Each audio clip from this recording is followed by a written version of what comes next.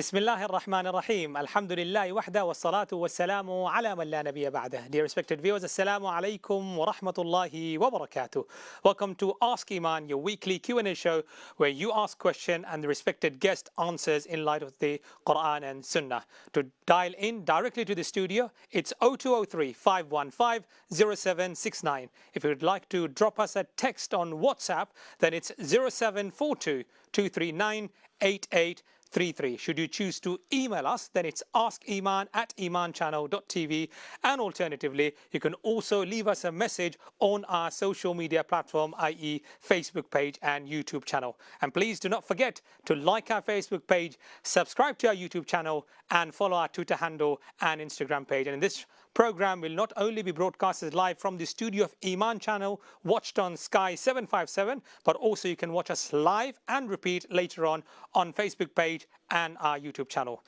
Joining me tonight is Sheikh Abdul Basir, respected Imam and Khatib. Assalamu alaikum. Assalamu wa rahmatullahi wa barakatuh. Welcome to Ask Eman. MashaAllah, Jazakallah khair. How are you, brother? Alhamdulillah, fine. Thank you very much for asking. Let's start. Yeah. I know it's been in the news for some time, Yes. and I'm talking about coronavirus. Yes, we may be concerned. Yes, we may be alarmed. However, now we see reports, people are reporting certain surgeries, certain hospitals, certain offices, and they're getting closed down. Now, as Muslim living in a Western society, we know we should be concerned if there is any such cases, but how do we handle in a way that we can balance our deen at the same time the country that we live in? Okay, Alhamdulillah, wa salatu wa salamu ala Rasulillah, wa ala alihi wa sahbihi wa mawla. This issue has been for a while, as the presenter, Brother Qamarul, said. And Allah subhanahu wa ta'ala is testing our level of Iman. So I'm sure many of us, we know this verse of Allah subhanahu wa ta'ala in Surah Al-Baqarah, يَا أَيُّهَا الَّذِينَ آمَنُوا اسْتَعِينُوا بِالصَّبْرِ وَالصَّلَاةِ إِنَّ اللَّهَ مَعَ الصَّابِرِينَ. When you think that any difficulty is what afflicting us, or any difficulties is coming to our life, so seek the assistance from Allah subhanahu wa ta'ala through prayer and through being patient. So being patient in the first important one. And before that, we have to understand that this is a test from Allah subhanahu wa ta'ala, and make dua to Allah subhanahu wa ta'ala that Allah subhanahu wa ta'ala protect us all. And this could be a very dangerous, or if I would not mistaken, so if very sensitive issue for nowadays. So we might be affected, as we understand that many brothers and sisters around the globe, across the globe, they are getting affected. So we make dua for all of them, so may Allah protect us and protect them as well. So, and to balance it with the deen, we should understand the verse we said, يَا أَيُّهَا الَّذِينَ آمَنُوا اسْتَعِينُوا بِالصَّبْرِ وَالصَّلَاةِ إِنَّ اللَّهَ مَعَ الصَّابِرِينَ. Also, there are some ad'iyah from the sunnah of Rasulullah sallallahu alayhi wa sallam. We are seeing very basic thing where Rasulullah sallallahu told us to ask Allah subhanahu wa ta'ala to protect us from these difficult illness. Allahumma inni a'udhu bika min al-barasi wal-judam. It's very long dua. So if you find it in Hisn al-Muslim, you'll find it in the Hisn al-Muslim. So make sure all of us, we say this dua to balance with the deen and to balance with the dunya. As for the worldly thing, we have to understand that there are guidelines from NHS, there are guidelines from World Health Organization, and there are many guidelines for us to follow to be protected and to always choose the right method of being protected. May Allah subhanahu wa ta'ala grant us tawfiq to protect ourselves and everyone else to be protected by the will of Allah subhanahu wa ta'ala. Jazakallah khair, Sheikh, for clarifying. Now, the second aspect is half term is over. Yeah. Our children are back to school. Now, when it comes to education, sometimes we see certain understanding are prevalent within the society. What's the point of acquiring education in a secular school? I can only, my intention is to acquire religious education only. Now, especially if it's a young person saying that. Now, how important it is as Muslim to understand both these sides of the education, i.e. the education, the religious education that we unfortunately term in this today's world, and secular education. Okay, so we have to understand that Rasulullah sallallahu alaihi wasallam told us in this hadith, which is very important one and which is very famous one, طلب العلم فريضة على كل مسلم ومسلمة. That acquiring the knowledge, gaining the knowledge is fard, compulsory upon a believer, and woman or male or female. So Rasulullah didn't classify or didn't categorize that you have to gain only only the religious knowledge. No, he said talabul ilmi in general. We have to gain the general knowledge. And more specifically, Rasulullah SAW told us in another hadith, man yuridillahu bihi khayran yufaqihu fi din. For whom Allah subhanahu wa ta'ala wants goodness, Allah subhanahu wa ta'ala will give him the knowledge of the deen. So that is something different. But when you ponder over this hadith of Rasulullah, that talabul ilm, that general knowledge is acquiring general knowledge is what compulsory upon every one of us. So if you do not know the worldly knowledge, how would you be able to what, to lead your life? So this is very important one. As for those who always focus on the religious studies, yes, we have to focus on the religious studies, but on the other hand, we should be prioritizing the worldly knowledge, which is called secular knowledge or whatever. If you do not know about chemistry, if you do not know about physics, if you do not know about if you want to become pilot, you need to know about physics more than any other subjects. If you want to become a doctor, you need to become aware of chemistry. If you need to become a lawyer, you have to understand not only the Islamic law, all the worldly laws. So this is why we need to gain the worldly knowledge as well, which is what encouraged by Rasulullah sallallahu alaihi wasallam in different ahadith as well. We're not going into that details, but we should be focusing on the worldly knowledge as well. Now, thank you very much for clarifying that. Now, the other aspect I would like to touch on is during the time of Rasulullah sallallahu alaihi wasallam, was there any difference the way we do difference now, or even not necessarily during the time of Rasulullah sallallahu alaihi wasallam, Sahabi or Khulafa Rashidin, Tabi'in, Tabi'in? Did they used to differentiate between worldly education and religious education, or was it all understood in one context? So majority of the time we find that it was understood in one context, but when it comes to different like Hijri 500 and something, 560, when the Abbasi Khilafah, when the Abbasi time came, so the Umayyads Khilafah, they didn't focus much on the worldly knowledge, but the Abbasid, they focused more on the worldly knowledge, more on secular knowledge, but they managed to have somehow with the Islamic knowledge and made it, they compromised each knowledge, and they made it and they taught these knowledge in such a way that one should be amazed that how did they manage the religious side and how did they manage the worldly, the secular side as well. So this is why in Islam we shouldn't focus only on religious views. No, we should be focusing on the other sides as well, inshallah. Jazakallah khair, Shaykh. Now, the other question I may have is, yes, we understood the importance of education. Yes, we understood how important it is to prioritize both sides of the education. Now, to parents, they may have a vision. The child or the young person may have a vision. Now, how do we make sure that we have a balance in our understanding? For instance, parents may aspire the child to become a doctor or an engineer. However, the child may not necessarily have the same aspiration or goal, or perhaps not even academically equipped to enhance his further education in those kind of subjects. Now, it becomes sometimes very challenging, the conversation, and very heated. We have seen in families that the parents might say the child is not listening to the parents. The child might say, my parents are not understanding me. How do we find a balance, or find balance?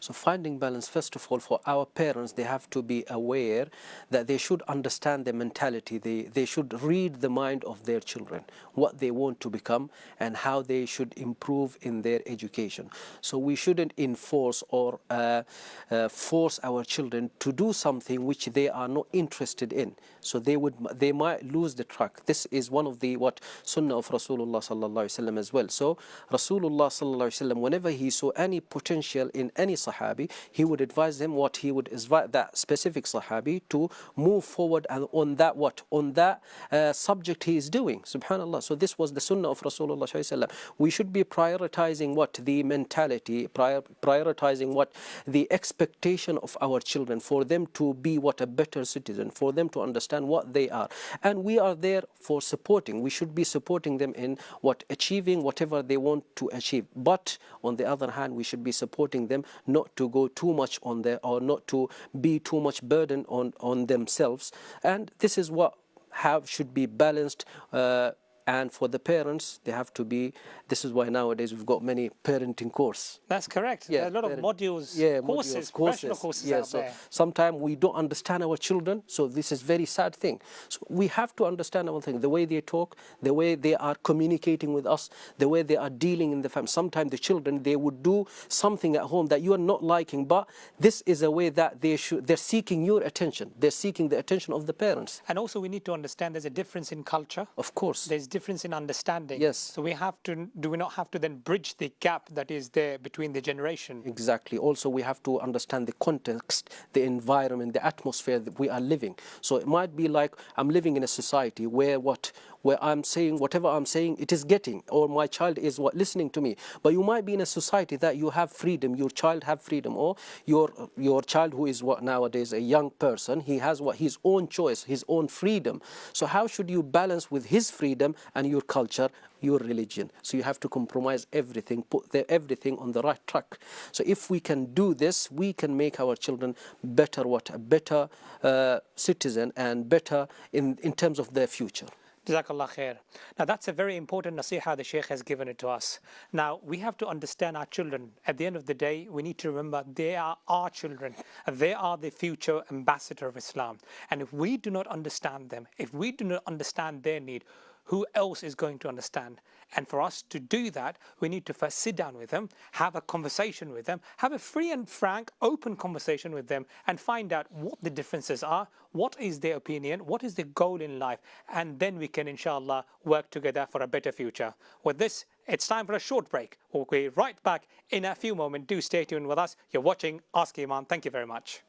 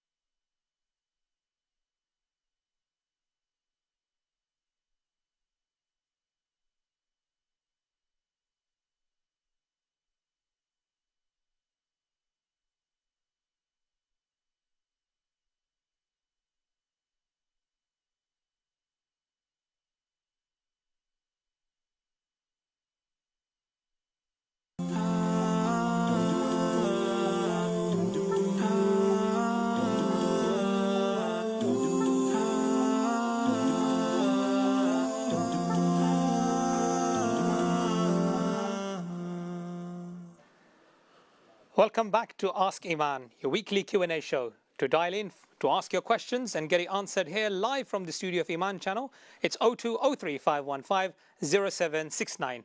If you would like to drop us a text on WhatsApp, then it's 07422398833.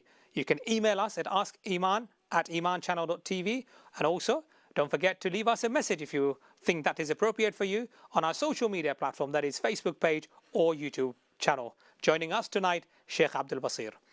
Now, moving on to our questions you have asked, or you have sent us a lot of questions through our WhatsApp. Jazakallah khair for that.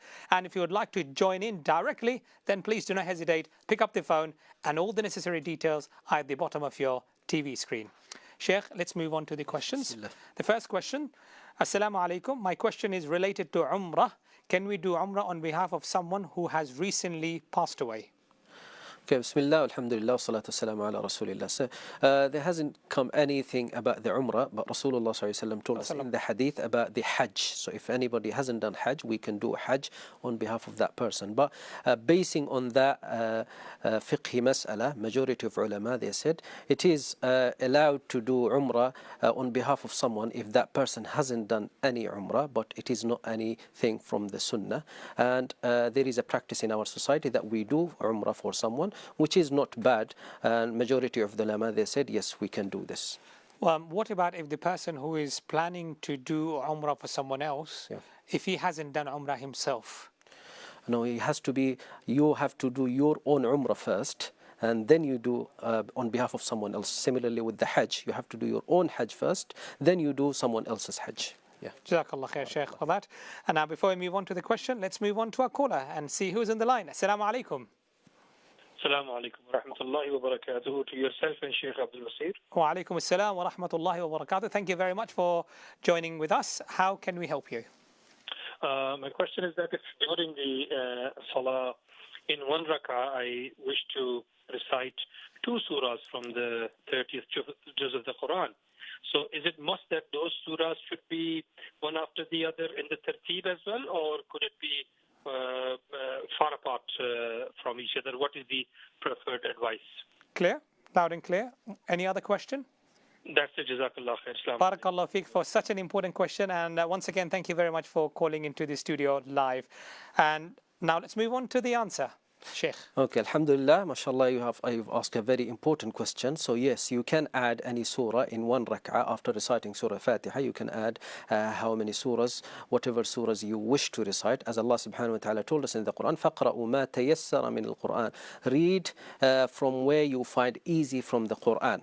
Also, as you mentioned about the tartib, about the in order, which is very important, in the Sunnah or in the fuqaha, majority of the fuqaha, they said about tankis, which is like if you break the order. Some of the fuqaha said is make your salah disliked, and some of the fuqaha said that they are more serious about this. They said you have to repeat your prayer. So we're not going to that part. So, but generally, if you are reciting any surahs, make sure it is in order. For example, if you're reciting Surah Al-Sharh, Alam Nashrah, and you want to recite any surah after that, recite the surah after that, which is Surah Al-Tin. So don't recite Surah Al-Sharh, then Wad-Duha, which is the Motwa, and you be on the safe side, inshallah. What about, just to be clear, so if say for example someone have read Surah Duha first, but then in the same rak'ah did not read or recite Surah Shah, jumped straight to Surah Tin, or maybe perhaps any surah later on. Yes, still the prayer would be valid, but as I mentioned, some of the fuqaha, some school of the thought, they said it is disliked. Okay. It is disliked, yes. Jazakallah khair for that. Hope that answers your question, and once again, thank you very much for calling in. Moving on swiftly to the next question, and that is, are injection for treatment that have gelatin in it is haram? So generally, this is a health advice, and when we find anything which is like gelatin or something, so if there is any alternative treatment which doesn't have any gelatin, and which is very important for you to take that injection to be protected, and if any Muslim doctor advises you to take that, and if they say that like according to the Islamic Sharia, according to the Islamic law, it is permissible, so yes, you can take it. But if you see that there is an alternative way of that injection, it is better to take the alternative, inshallah. Jazakallah khair. And next question, it is, so many medication for health have alcohol in them. Yeah. Is it haram to take them? So we can't say clearly is it haram or not. For so as we say it with the echo with the first answer, that you have to be consulting with a Muslim doctor. If there is an alternative medication which doesn't contain any alcohol or any prohibited element in that medication, and if there is any alternative, you can take that. But if there is no alternative, you have to take this. It is the best way is, or the best option is, to consult with a doctor who is a Muslim, who is aware of the Islamic rules, and if he says yes, you can take it, but leave it on that professional, so he will advise you, inshallah. Jazakallah khair, Sheikh. And I would like to echo with what Sheikh has mentioned. Say, for example, if you happen to live in a town or a city where there is no Muslim doctor available, which might be difficult these days, however, it could be possible, or perhaps in a different country, in a different part of the world, please get in touch with a qualified doctor. Have a quick chat regarding, is there any alternative available? If they say there is an alternative available, great, please do consult with them. However, if there is no alternative availability, and that's the only option you've got, then inshallah, as Sheikh has mentioned, take the necessary action based on the professional advice that you have received from the medical team. Moving on swiftly to our next caller now. Assalamu alaikum. Wa alaikum assalam wa rahmatullahi wa barakatuh. MashaAllah, very young voice I can hear. What's your question? I actually have two questions. Okay, great. Let's start with the first one. The first one is, I usually come from school in my bus. Am I allowed to pray like standing up, or should I just sit in my seat and pray? Okay, I think I've missed the first part of it. If I can slightly, if you can be slightly louder. What was your first part of the question? Like, I'm coming back from school by the bus. Okay. But should I stand up and pray, or should I sit and pray?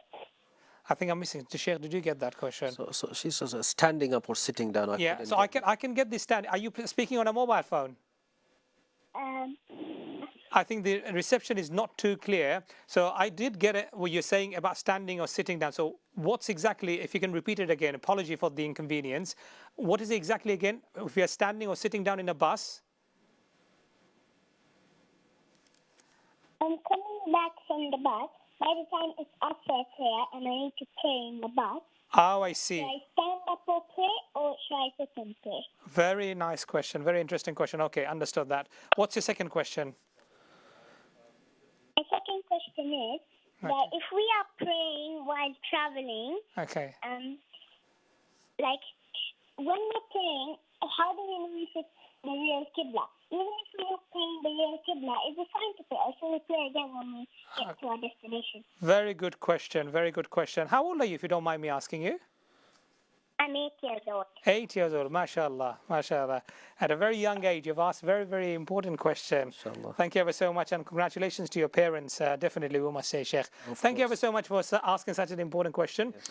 Stay in front of the TV, inshallah. The Sheikh will be answering the question now. Inshallah. The first question is, if she's in a bus and the Asr time comes in the bus, can she pray while standing, or can she sit down and pray? MashaAllah, first of all, MashaAllah, I appreciate you. 8 years old. MashaAllah. May Allah protect you. May Allah subhanahu wa ta'ala safeguard you. And may Allah subhanahu wa ta'ala make you a very good believer. So your question is very important. So if you are on bus and the Asr time is there, so should you pray on the bus? So no, while standing or sitting. While standing or sitting. But for yourself, mashallah, if you think there is enough time, you can go home and pray there, inshallah. So don't put pressure on yourself that you sitting down or praying standly or sitting down. No. So if there is time, enough time, go home and pray. But if there is not enough time, you learn about the ruling slowly, inshallah. Jazakallah khair. And with regard to the second question, if they are traveling, they don't know where the Qibla is, or scientifically, if they don't know where the Qibla is. So if I just elaborate that question, how will they then pray? Okay, so in this case, Allah subhanahu wa ta'ala said in the Quran in Surah Al-Baqarah, فَأَيْنَمَا تُوَلُّوا فَثَمَّ وَجْهُ اللَّهِ. If you are confused that you can't find the right direction of the Qibla, whatever you will pray, whichever direction you will pray, your prayer will be valid, inshallah. Just one question on that. People may misunderstand and take the easiest route of, okay, I don't know, but without making any effort to finding it out. Of course, if you make any effort, you don't find the direction after making the effort, you just assume and that this is the direction of the Qibla, and you pray, Allah subhanahu wa ta'ala will accept your prayer. But it has to be done after you put your effort.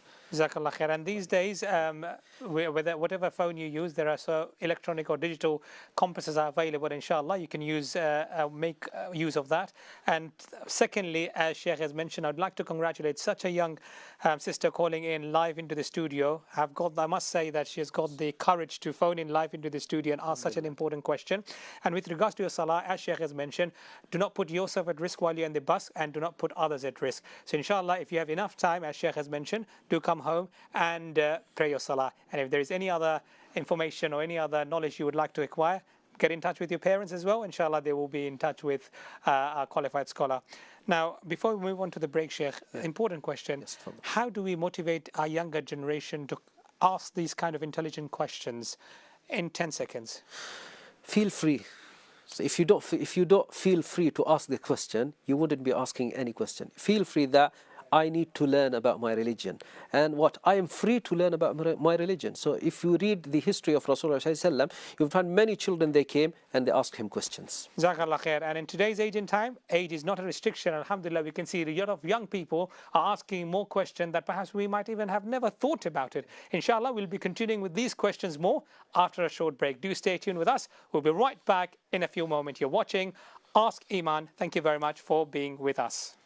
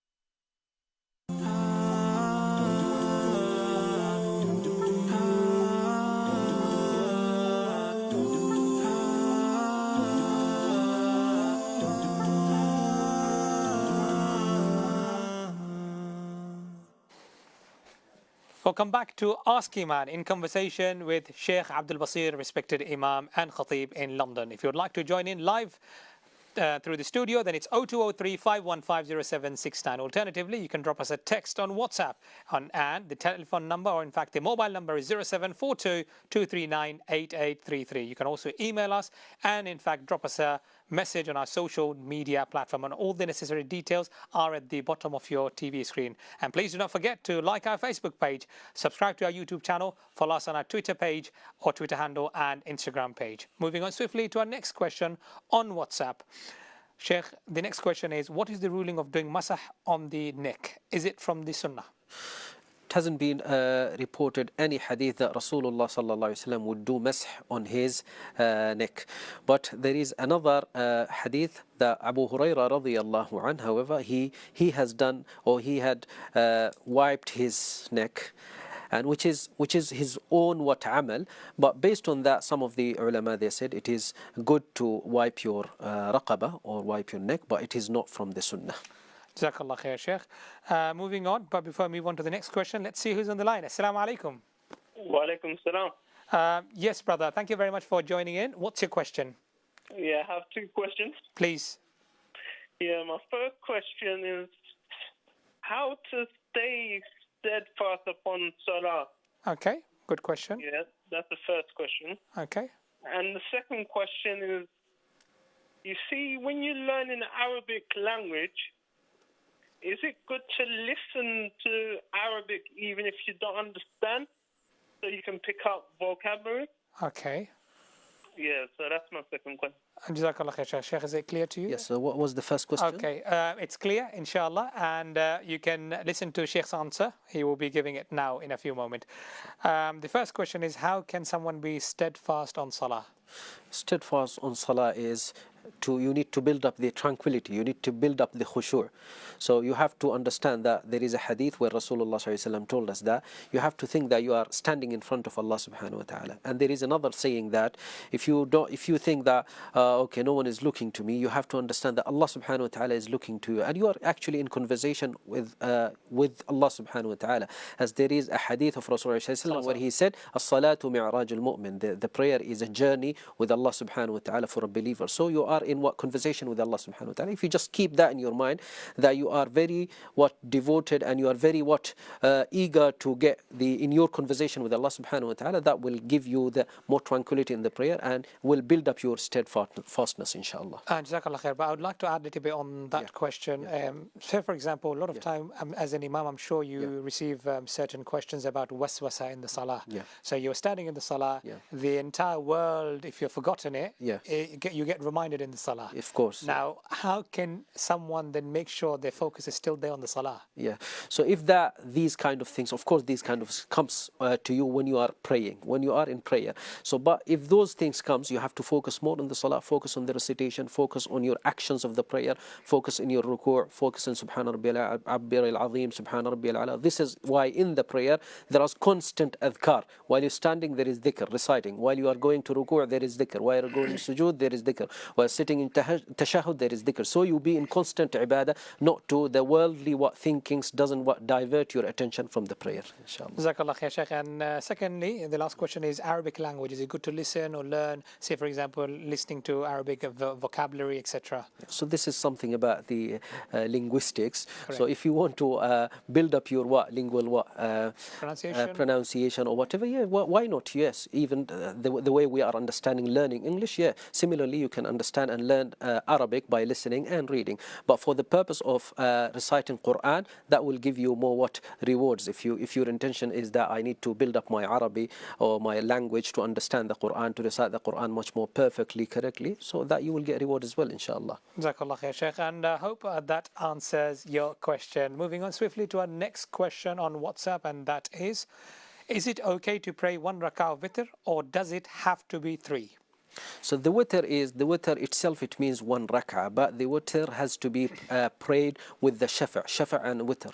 So you have to pray, yes, you can pray three, it has to be three, the first two ones with one go, and the last one is by itself. So it has to be like, but there are majority of the ulama, they said, so the witr is not stick on three. Some of them, they said 5, you can raise it to 7, some of them said 9, and the maximum is 11. So maximum is 11, like 2, 2, 2, 5 times, and the last one should be witr with one rak'ah, and has to be intention that I am doing salat al-shaf'i wal witr. It has to be connected with the first 2 or first 4 or 6 or 8, whatever you are praying. And just to clarify, if I understood the question, say for example, if he just wants to pray one rak'ah only. No, it is not permissible. It has to be done with the connecting the first 2 or first the even rak'ats. Okay, and secondly, there are different ways of witr without getting into too much of it.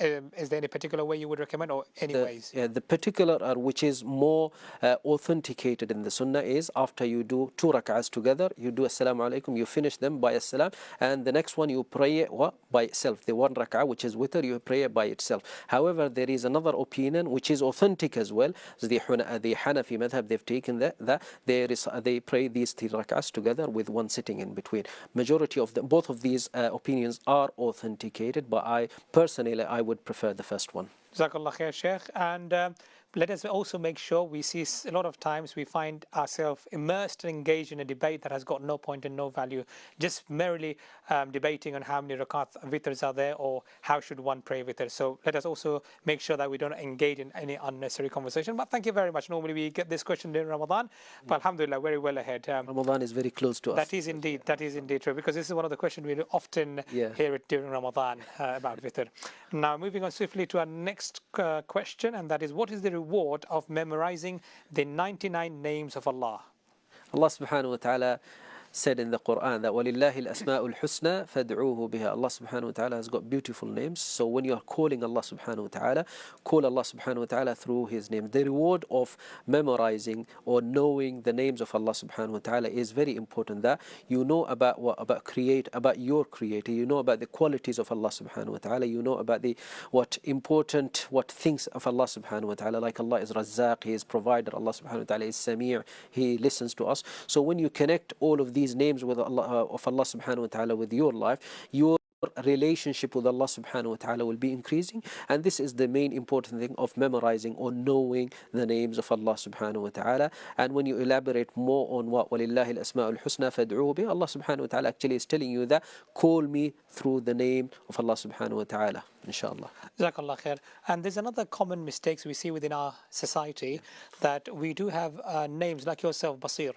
But when our parents keep the name, instead of using the word Abdul before the name, they just straight away keep their children's name. Is that something that we need to look into and make sure that we keep it appropriately? Yes, some of the names of Allah subhanahu wa ta'ala is as a broad meaning, and some of the names of Allah subhanahu wa ta'ala is specifically only for Allah subhanahu wa ta'ala, like as-Subhan, Abdus Subhan. If someone is naming his child Abdus Subhan, it's not permissible to say only Subhan, because Subhan is only related with Allah subhanahu wa ta'ala. But for example, you're saying, like you mentioned about my name, Abdul Basir. Normally, Basir means someone who can see. Correct. So generally, I can see as well. But if intentionally I'm saying that you Basir, you know more about this and that, no, this is wrong. But generally, if someone is saying like Basir, you can see everything. And Basir is something which is very vast. And this is why many ulama, they said, you have to add Abd before. It is the best option.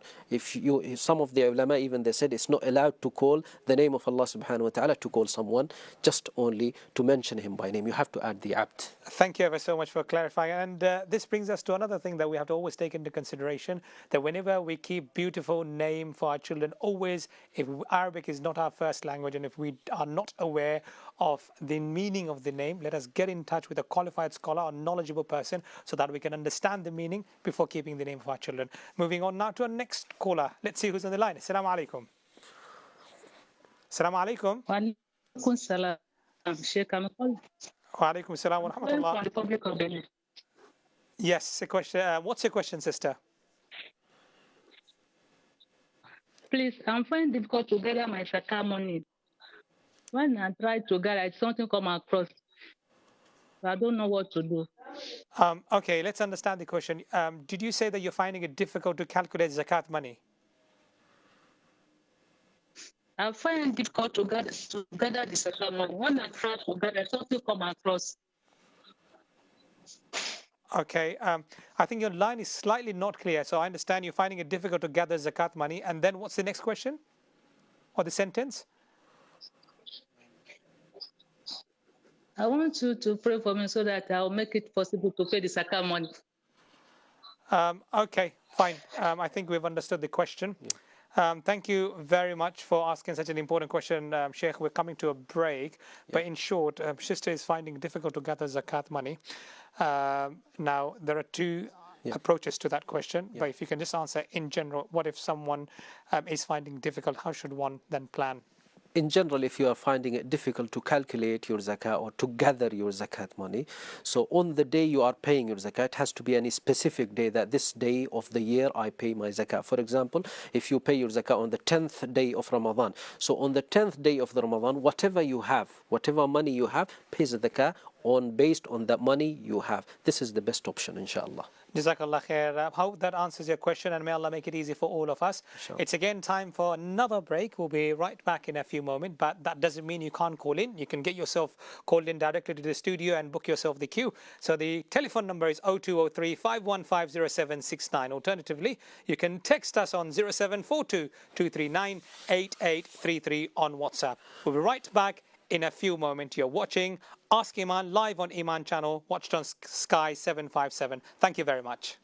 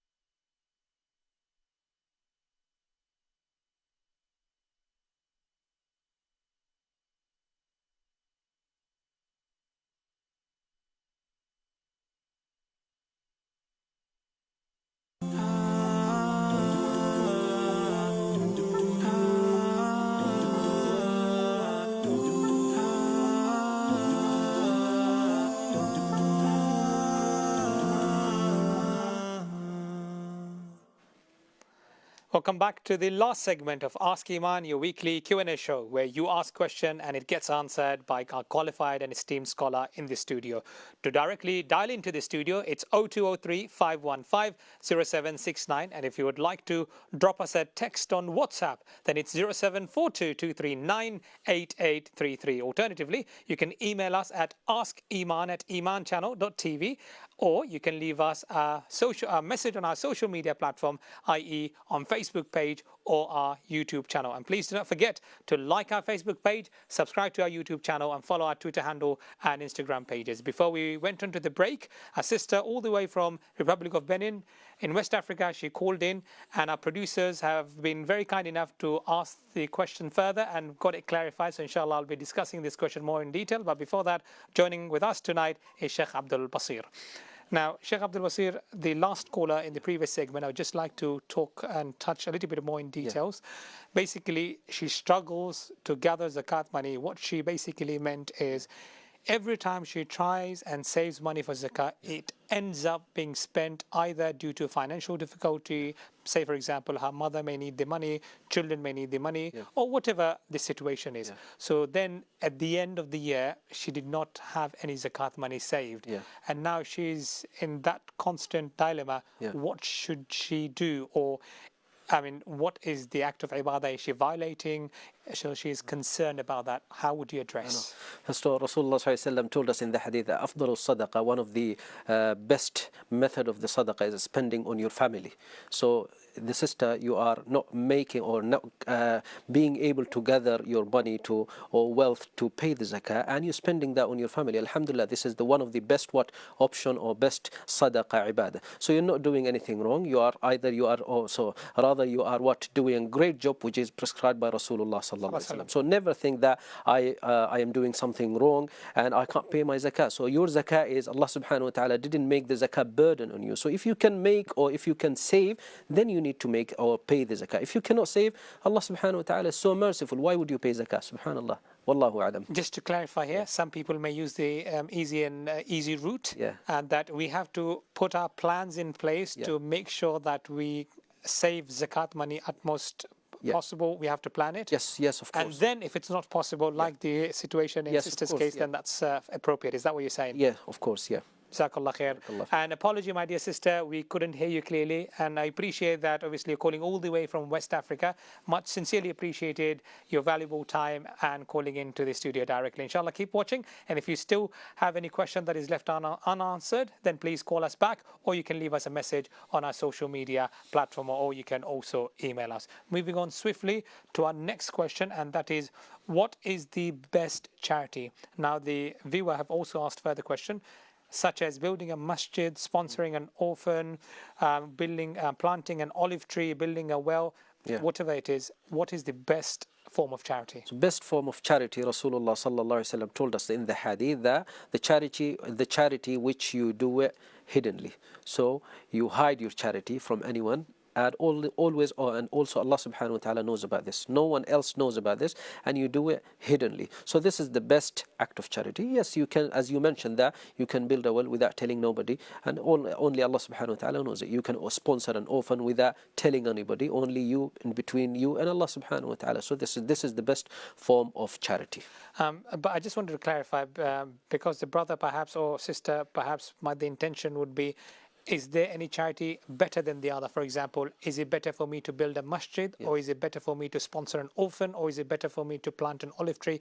Is there anything like something is better than the other, or whatever someone feels comfortable with? So whatever is comfortable, each thing is unique. When Rasulullah, when it comes to an orphan, sponsoring an orphan, Rasulullah said what? So ana wa kafilul yatim fil jannati hakadha. So anyone who will sponsor any orphan, he will be or she will be in Jannah with me like this. And if you build a well, which Uthman ibn Affan radiallahu an and Ali ibn Abi Talib, they built a well, still exists, so you can do that. And building a masjid, which is a great one as well. So Rasulullah told us that man bana lillahi baytan bana Allahu lahu baytan fil Jannah. If you build a house for Allah subhanahu wa ta'ala, masjid, Allah subhanahu wa ta'ala will build you a house in Jannah. So whichever is convenient for you, it's up to you. So you have to judge yourself. So you don't have enough money, and if you think of making a masjid, but you don't have enough money, you can't do that. So based on your ability, you have to choose whatever act of sadaqah is what worth for you. Now, Jazakallah khair. Going back to your first statement that you've mentioned, I have to touch this. We live in a very glamorous world, Yeah. in a world that we always love showing off, Yeah. whether it be through our social media platform, through our public presence, or whatever it is. And nowadays, we do see that an act of charity has also become an act of glamour, Yeah. that I have donated such and such amount, I have built such and such masajids, I have helped that many number of orphans, etc. Now, one may wonder, Yeah. is it to show off, or is the intention was sincere? How do you balance? Because people have got a lot of concerns about this particular question. Yeah. Rasulullah ﷺ told us, and we've been discussing this issue, me and him, before the show. So, إِنَّمَا الْأَعْمَالُ بِالنِّيَّاتِ. Your action depends on your intention. So, which is very important one. And each book of hadith started with this hadith. So, إِنَّمَا الْأَعْمَالُ بِالنِّيَّاتِ. So, if your intention is right, that I am showing to the whole world that I'm doing, and through this what? Through this marketing or through the showing off, some people will be encouraged and they will do the same. Your intention is right, mashallah. You will get reward upon your intention, based on your intention. But if your intention just is to show off that I've got my money and I need to tell the people that I am wealthy, this and that, no. So, Allah subhanahu wa ta'ala will not accept this act of charity. We have to be very careful, and this is why, as we mentioned at the first, that Rasulullah told that the best option of giving charity is that do it hidden. Jazakallah khair, and that is very, very important. As Sheikh has mentioned, it all comes down to an intention, and if our intention is not correct, then at the end of the day, what is the benefit of this ni'mah that Allah has blessed us with? We have to all ask this question and hope may Allah give us the ability to have sincere thoughts and accordingly act upon it. Moving on swiftly to our next caller. Let's see who's on the line. Assalamu alaikum. Assalamu alaikum wa rahmatullahi wa barakatuhu. Wa alaikum assalam wa rahmatullah. Thank you very much for calling in. What's your question? A couple of questions quickly, inshallah. Inshallah. Let's start with the first one. Is from my daughter. She's asking whether can she recite Surah Al-Fatiha twice in one rak'ah. Twice in one rak'ah, Surah Fatiha. Then Okay. after rather reciting another surah, can she recite Surah Al-Fatiha again? Okay, and then reading a surah or just to Fatiha? No, just two Fatiha. Okay, clear. Question. Okay, second. So next question is from my wife, that if during offering prayer in the first rak'ah, for example, she forgets to do ruku, then she remembers during the sujood that she has missed ruku. So what should be the tartib of the salah afterwards? Would it be completing second rak'ah tashahhud and then third and fourth rak'ah tashahhud, and at the end praying that rak'ah again and doing sajda sahwi at the end, or what would be the tartib, please? Okay, just let me clarify. Is the Asr Salah forgot to do the ruku and straight away went to sajda? Is that correct? In the first rak'ah, yes. In first, okay, fine, clear. What's the third question? That's it, two questions. Oh, two questions. Okay, Jazakallah khair. Such an important and valid question. Thank you very much for calling in. Inshallah, Sheikh will be addressing these questions now. Daughter, again, alhamdulillah, young caller as well. Viewer, Surah Fatiha twice. So reciting Surah Fatiha once is recommended by the fuqaha, and Rasulullah ﷺ told us, but which is not recommended to recite Surah Fatiha twice in any prayer. So it is just once, inshallah. Okay, so second question is Asr Salah. If there's from his missus and someone has forgotten after the first rak'ah to do ruku, in fact they were completely forgotten that and went straight to the sajda. Yeah, so ruku' is one of the rukn of the salah. Ruku' is one of the important action of the salah. So majority of the fuqaha, they said, if you miss any rukn of the salah, it is best to repeat that prayer. To repeat that prayer, inshallah. So not sajda sahwi is not enough. So majority of the ulama say, some of the ulama, they said, yes, sajda to sahu, but as you are missing a rukn of the prayer, it is best to repeat the prayer, inshallah. Jazakallah khair. And once again, thank you ever so much for asking those questions, and hope it answered your question. Moving on swiftly to our next question, and that is slightly longer. And that is, I need help. I've been suffering from waswasa for a while with wudu and keeping it. Today I prayed Isha in the last rak'ah. I felt as if something, assuming he said he's broken the wudu or a wind has passed. Later on, I decided to repeat the salah. And even after repeating it in the third rak'ah, I felt that I call air bubbles of gas. I don't hear a sound or find a scent. Is my salah still valid? your salah would be valid. So these type of waswasa comes, and shaitan will just make you to think that your wudu is broken. He will make you to do certain ibadah few more times or continuously. So which is a tactic of the shaitan to make you away from the remembrance of Allah subhanahu wa ta'ala. If you feel or if you are experiencing these type of waswasa, say a'udhu billahi minash shaitan rajim, as Rasulullah sallallahu alaihi wasallam prescribed to us, and this is the best option. And make sure that you pray, you finish your prayer and just relax. So you don't repeat your prayer that thinking that this happened or that happened, this happened or that happened. Just say a'udhu billahi minash shaitan rajim, seek the protection from Allah subhanahu wa ta'ala, and Allah seek the protection that Allah subhanahu wa ta'ala will help you, and of course Allah subhanahu wa ta'ala will help you. It's just your intention that you need to be strong, you need to be firm on your wudu, you need to be firm on your religion, inshallah. So just to clarify, say for example, if he's in a dilemma, not sure what has happened, needs to believe whether it's been broken or not broken. Yeah. That's it. So in doubt, it shouldn't exist. No, shouldn't exist. Okay, Jazakallah khair, Sheikh.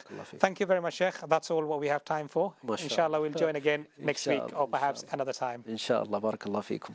With this, my dear viewers, we have come to the conclusion of our tonight's discussion. Thank you very much to all of you who have been with us, giving us a company. Once again, thank you ever so much watching through our social media platform. And your feedback is always and will be always highly appreciated. So if you've got any suggestion for us, do feel free to email us. And inshallah, we will always take into consideration and see how we can beautify this very program. And if unfortunately there have been a lot of more questions on WhatsApp and on the line, inshallah, call us back again tomorrow. We'll be inshallah same time back on the same channel. Subhanakallah wa hamdik nashhadu an la ilaha illa anta nastaghfiruka wa natubu ilayk. Wassalamu alaikum wa rahmatullah.